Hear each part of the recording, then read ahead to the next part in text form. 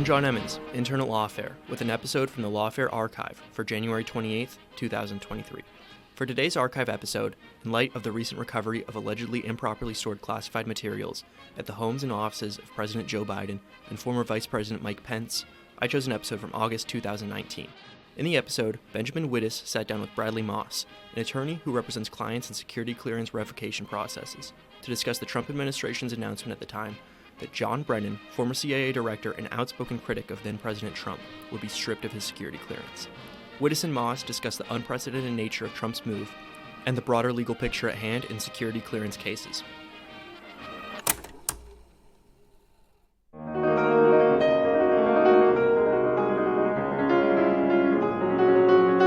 I'm Benjamin Wittes, and this is the Lawfare Podcast, August 18th, 2018.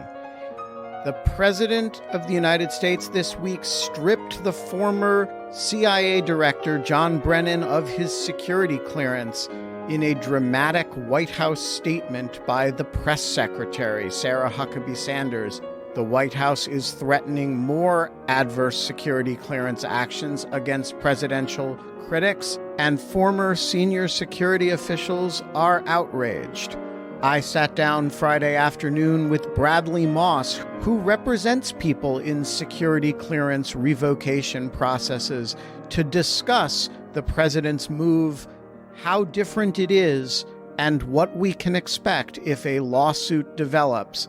It's the Lawfare Podcast, episode 339, Brad Moss on presidential power and security clearances. Brad, start us out by telling us what kind of law practice you have and how it interacts with the news this week. Sure. So our firm, it's the law office of Mark S. Zaid, PC. We commonly represent individuals across the U.S. government, whether military officials, civilian employees, or contractors in any number of personnel or security clearance actions. And the security clearance side is, of course, relevant to what's been going on this week with the president's recent actions to revoke the security clearance of former CIA Director John Brennan. When that kind of action is normally taken against any number of types of individuals through the standard process, we're one of about 15 lawyers in the area who get the call to represent these individuals. We're hired by the individual themselves, so they're paying us out of pocket of their own money. It's not covered by the government. It's not covered generally by the private companies involved. They're paying us themselves, and we handle their representation. How common are these cases? Leave aside, we'll get to the question of when the president gets involved personally, but how common is the situation where you guys get a call from somebody who is facing a personnel action over a security clearance? Very common.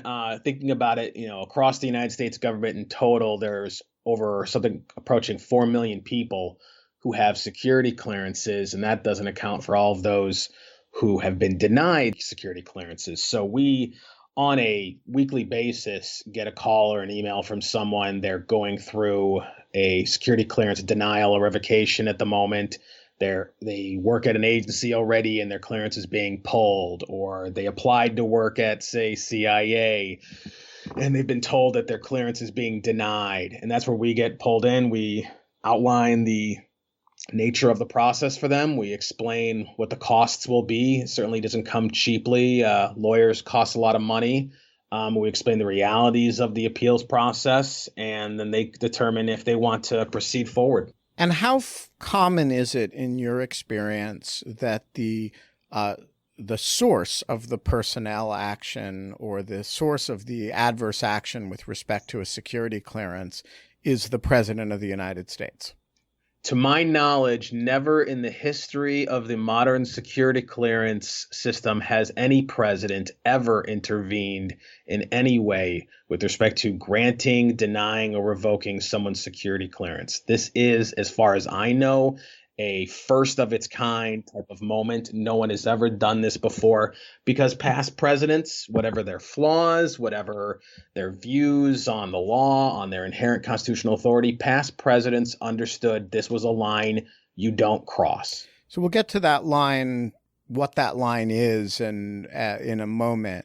But I just want to, so you don't know of any like famous incident where Warren Harding or, Calvin Coolidge decided that a former official who was criticizing him was making erratic statements and behaving inappropriately and therefore should have his security clearance revoked? No, I'm not aware of any such historical example. And it should be noted that the modern concept of what we know as a security clearance and the appeals procedures that typically surround it, that didn't come about until the 1950s with the first executive order on the subject issued by President Eisenhower. He created the initial process and circumstances surrounding how someone would be granted or denied a security clearance. Prior to that, there had been no overarching system for it. And so the modern clearance process has evolved over the last 60-something years since that point. It's pretty much embedded in DNA of all the agencies who issue security clearances to their employees and contractors. And by and large, it's a fairly well understood and complied with process. What we've seen here is something unusual. All right. So let's talk about the process as it normally takes place. Under normal circumstances, John Brennan, what are the circumstances in which who might think about revoking the security clearance of a former senior official? How would this in the normal course of business come about? And what are the sort of things that could cause that actor, whoever it is, to contemplate it? Sure. So for 99.5% of all clearance denials and revocations, the way it works is the agency that held the individual's security clearance. So in the context of John Brennan, it would be CIA. The relevant security officials will issue what is commonly known as a letter of intent or a notice of determination. The terminology changes from agency to agency, but they'll issue written correspondence to the individual informing them that a decision has been made by security to revoke the individual's security clearance. The documentation will outline the basis or bases for that revocation, and it will outline appeals procedures as set forth in Executive Order 12968, which is the most current document on the subject. It was issued by President Clinton. It has been amended and updated by President Bush, but no substantive changes have ultimately been made to the process. What the order requires is that the agency afford the individual 2 levels of appeal, access to the underlying investigative file in which the various findings, various concerns were outlined, as well as at one point in the process, whether at the first level or the second level, the opportunity to appear in person to plead their case. And for the most part, clearance cases are generally about mitigation. Usually in most cases, there isn't an issue of refuting the accuracy. Usually it's, yes, this happened, but it's always about clarifying details, providing context, and mitigating the nature of the disqualifying concern identified by the agency. All right. So let's pick that. That's a really good summary of what the normal process looks like. Let's talk about the process here, which is that the president's press secretary announced at a press availability that the president himself had made this determination and gave a series of reasons. Sure. So let's pick that apart against the process that you described. To what extent is that, and isn't it consistent with the normal process? So it's completely in conflict with the normal process. Certainly, it doesn't appear that there was any written documentation issued to Mr. Brennan. No opportunity to address the issues was provided. It's not even clear to what extent the concerns outlined by Sarah Huckabee Sanders would fall within the scope of what we would typically see in a clearance revocation process. So normally, someone's clearance is being denied or revoked.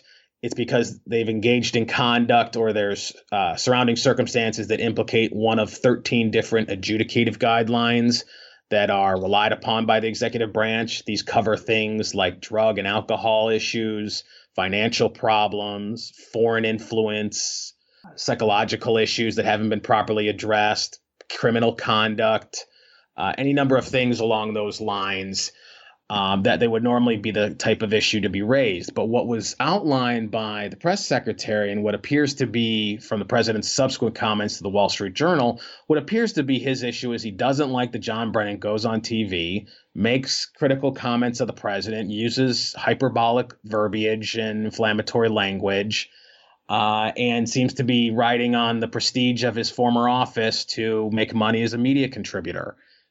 There's no indication, as far as I'm aware, that that type of allegation has ever shown up anywhere in any documentation to revoke anyone's clearance in the past.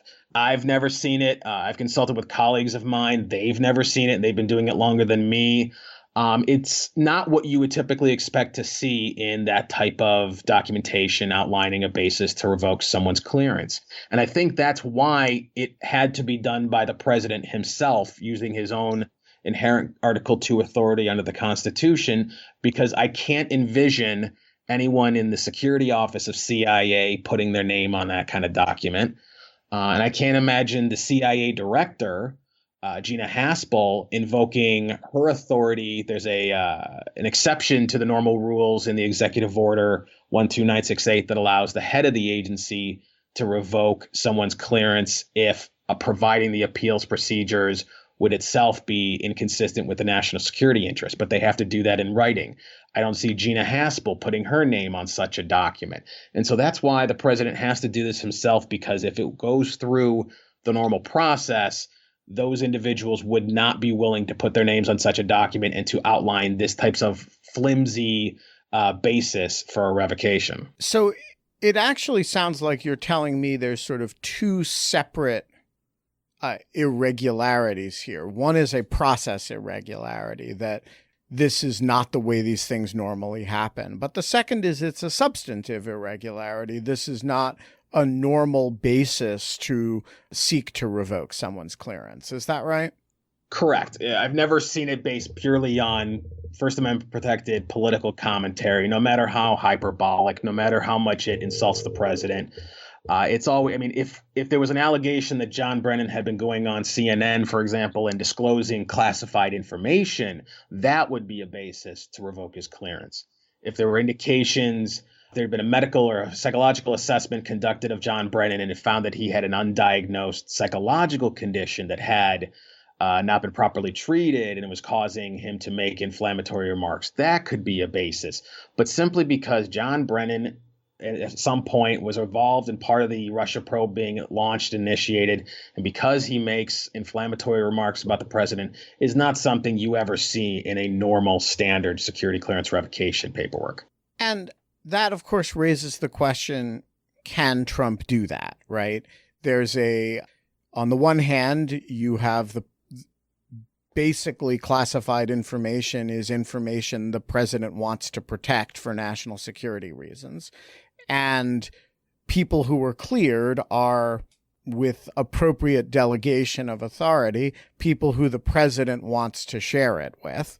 So on that basis, I think you can probably say, well, the president has inherent authority to revoke anybody's clearance he doesn't want to share classified material with anymore. On the other hand, I look at this and I have a hard time seeing it as anything other than a retaliation for First Amendment protected speech. It's an adverse government action. It's an action by the president to punish speech. That gonna rub a lot of people the wrong way. So give me, and there's a whole lot of procedural and substantive irregularities associated with it. So what's your kind of top line? Is this unreasonable but constitutionally delegated presidential authority that he has the power to do? Or is this a litigation waiting to happen that the president may well find that he's on the losing side of? Yeah, the honest answer to that is no one truly knows for sure, because no one has ever had the opportunity to bring this type of issue before a court. There is, of course, standing Supreme Court precedent on the issue of security clearances. That's Department of Navy versus Egan, which came out about 30-something years ago now, in which the court said they didn't have the statutory jurisdiction to review the substantive merits of a clearance revocation. That was an individual, a guy named Egan, who worked for the Navy and who had been afforded the normal due process protections, had gone through it. He had lost at the administrative stage and tried to bring it before the courts. So that obviously was a circumstance in which the court said, we're not going to look at the substance. But in later years, the courts have been willing to at least consider and contemplate the idea of prying into the issue when there's a problem of process. We've never had, though, any circumstance that truly gave us this, parade of terribles, everything coming together perfectly type of moment to bring litigation, because no one ever assumed any president would take this type of step. So there's never been a circumstance in which the courts have been able to address it and resolve it to the extent they even believe they can. There's certainly, if John Brennan were to bring a lawsuit claiming a deprivation of his Fifth Amendment due process protections just to be afforded due process, it's unclear to what extent the court would decide it has jurisdiction to review it. It's unclear to what extent the court would conclude this is a political question that it should not be getting involved in. But even if they got past all that and went to the merits, it would become a clash between the president's unquestioned Article II authority to control access to classified information against John Brennan's Fifth Amendment due process rights. And how the court would view that, if I'm in Vegas and I've got a gun to my head and I have to make a bet, my money's going to be on the president and his Article II authority because it almost always wins out. But I couldn't say here for certain that it would. I can't determine, and I don't think anybody with any real credibility can definitively state one way or the other how the court would ultimately view this, because there's never been a similar situation. And we have no sense of whether Brennan has any intention of bringing such an action, correct? Correct. And I personally don't think he will, if only because John Brennan at this point in his career doesn't need his security clearance. The only reason he even still had one was so that subsequent administrations could bring him back in to consult with him if they needed to get some context or some input on a particular area he had expertise in from his time at the agency or time working at the White House during the Obama days. But beyond that, he can now at this point write books, give paid speeches, and go on TV as a paid contributor. He doesn't require a security clearance anymore. What might be more interesting, and the president made some kind of off-the-cuff remarks about this today before he left for New Jersey, was that he's looking at revoking security clearance of a more mid-level official, Bruce Orr, who was at the Justice Department. Mr. Orr, if his clearance is simply unilaterally revoked by the president without any due process, would be someone who would not be in a position to simply move on without ever having a security clearance again in his career, and would more likely than Mr. Brennan be someone who would contemplate a challenge to that on the basis of the Fifth Amendment due process protections. You're focused on the Fifth Amendment due process side of it, but I'm very interested in the First Amendment aspects of it, which are that, the president all but said to the Wall Street Journal that he did this because Brennan was part of a witch hunt, part of the Russia stuff, and, he needs to deal with that. I forget the exact words, but he very clearly, to the extent that Sarah Huckabee Sanders' statement was an attempt to give conduct and not speech-based bases for what they did to Brennan, the president kind of ripped the rug out from under her, as he tends to do to his staff. First Amendment law kind of lets you get in, not merely on the basis of an adverse action actually taken against you, but also of actions that might chill speech, right? Its standing can be very forgiving to the extent that you're similarly situated to somebody who, has threatened action might chill speech. And so I'm wondering, leaving aside Bruce Orr, among the long list of people that the president's has floated as people that he wants, whose security clearance he wants to strip, why don't all of them have an argument that this action against Brennan and threatened actions against them are First Amendment deprivations that potentially violate their free speech rights by chilling their potential speech? Sure, it's a good question. So the problem is twofold. One, to do anything on lines of the First Amendment with respect to the clearance issue would ultimately require the court to delve into the substance of the decision as opposed to the process of it. And the courts have been explicitly clear that even when it comes to First Amendment issues, they will not touch upon them in the context of a clearance revocation.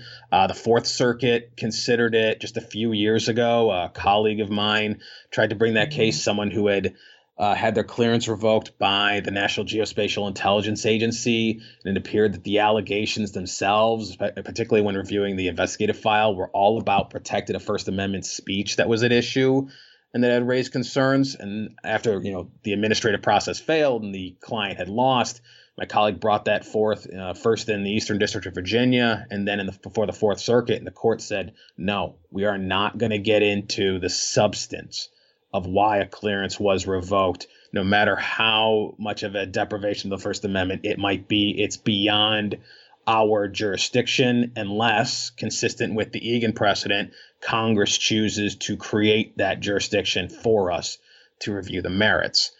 But even if that wasn't a problem, even if you could find a way to get past So wait a minute. Let me just, before you give the argument in the alternative, let me just clarify that. If Donald Trump had stood up in the White House and said, I am revoking John Brennan's security clearance because he criticized me, and I'm doing it in an effort to deter other people from political criticism of me because I don't believe that current or former officials should ever be allowed to criticize me. A court, you think, would treat that as a political question? The court would, at least based on the past precedent, would say we don't have not as a political question, we don't have the jurisdiction to review that because it delves into the substance of why the clearance revocation took place. And the substance of clearance denials and revocations is not within the jurisdiction of the courts to evaluate. Ultimately, it all comes back to Egan. The problem with Egan was what the Supreme Court was citing to was they said the Civil Service Reform Act, which affords federal employees the right to appeal certain types of personnel actions. The Civil Service Reform Act explicitly excludes security clearance actions. And the court said, therefore, Congress has not given us the jurisdiction to look into this. And until such time as it does, we will not review the substance of a security clearance revocation. So it doesn't matter how brazen the president would make it in that context. He could explicitly say it was meant to chill free speech. The court would say that might be true, but we still don't have jurisdiction. Fascinating. I got to say, that's kind of a wow to me. I would not have expected that to be the answer to that question. But you were going to give an alternative theory before I interjected that. Yes. So even if the president, so let's assume you're hypothetical. And so even if the president had gotten up there, made that comment, and the court decided they had jurisdiction, the problem that John Brennan or any of the others would face from a First Amendment case law standpoint is demonstrating how their free speech had actually been chilled. Nothing has changed in terms of John Brennan's ability to go on TV and talk ad nauseum as much as he so chooses about the president. His ability to disclose classified information hasn't changed either. His obligation to protect it remains the same no matter what happens with his security clearance. His NDA and his obligation to safeguard it remains in place for the rest of his life. He has no First Amendment right to disclose classified information. So even if this was a brazenly obvious political assault by the president on John Brennan, from a First Amendment standpoint, his speech has not, in fact, actually been chilled, nor could it be chilled by this action. Okay, so how much does this actually matter? John Brennan is going to be fine. If the next president wants to make John Brennan CIA director again, he or she can snap his or her fingers and restore John Brennan's security clearance just as easily as Donald Trump can revoke it. So what is the actual significance? People are are upset about it. People, have said all kinds of things, most famously Admiral McRaven. But what is, from your point of view, as somebody who works on security clearance cases, what's the actual significance of the president behaving this way, other than that it's really weird and different? Sure. Well, it's basically the principle of the matter and the institutional custom, just one more, that he's trampled here and replaced with a bit of politicization that the process is supposed to be exempt from. So look, the security clearance appeals process is by no means great. I could give you a 3-hour explanation on all the problems that exist in different parts and different agencies. With the existing appeals process, it's purely administrative. Different agencies have different procedures on how to handle personal appearances. The issues with getting investigative files and having classified redactions can be a problem. There's any number of flaws and deficiencies with the existing process, but at least it afforded people a process. They could have their day in quote unquote court, for lack of a better phrase. They could explain their situation. They could explain things to the individuals making the decision, and they could at least have that catharsis at a minimum.